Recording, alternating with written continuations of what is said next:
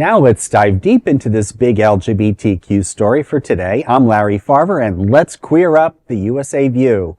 Anti-LGBTQ Kentucky board member flees after LGBTQ backlash. A Kentucky school board meeting turned tense this week when community members confronted board member Donald Yarber over his anti-LGBTQ Facebook posts.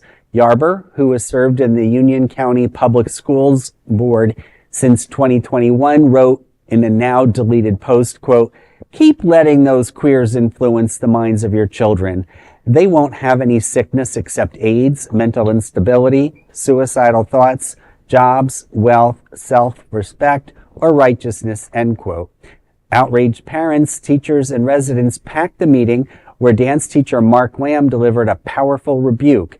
As tensions rose, Yarber abruptly stood up and left, with parents calling after him.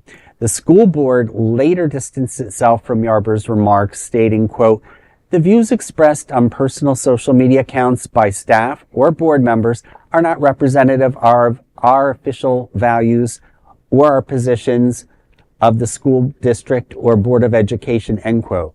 UCPS also made it clear that it does not have the legal authority to regulate staff's actions, and as an elected official, Yarber cannot be removed by the district. In an unsurprising move, the next day, Yarber went to social media platform posting, quote, "Once again, the gay community has been allowed to say it's okay to be gay, and I have not been allowed to say, no, it's not." Well, I'm glad that the people stood up, put him in his place, and he'll eventually die off and disappear. Yeah. Go ahead. No, go ahead. No. But it's just scary to think that there are people who are in elected positions representing education. And while our Department of Education is possibly at risk of being dismantled by our standing president of the United States, that there are some people who have reason in this world and that they're fighting the fight.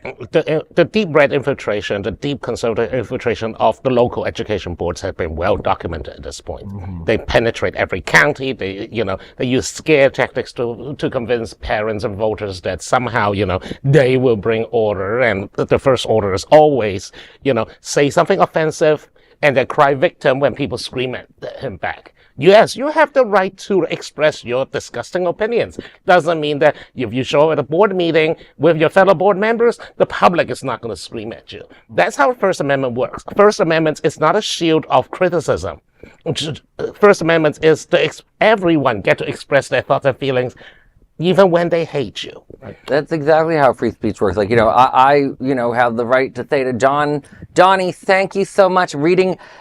I just now want to create a podcast or a website called Alphabet of Degenerates. That is like my new favorite expression. Reading the junk that he was saying, like that was fun. But seriously, like if you're gonna go out and be a jerk, yes, people have every right to go and scream, like to be vicious to you. And like I try to warn people, like if you want to ratchet up the language, the other side is no longer going to meet it.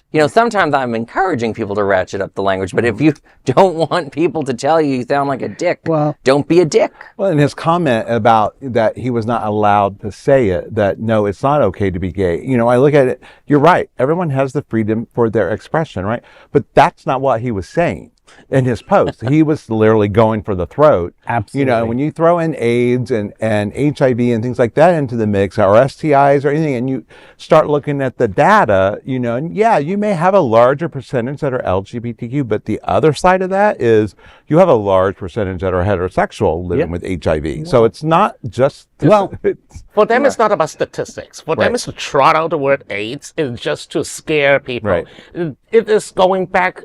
This is a trope that has lasted the last 40 years, ever since the bitch Anita Bryant, may she rot in hell.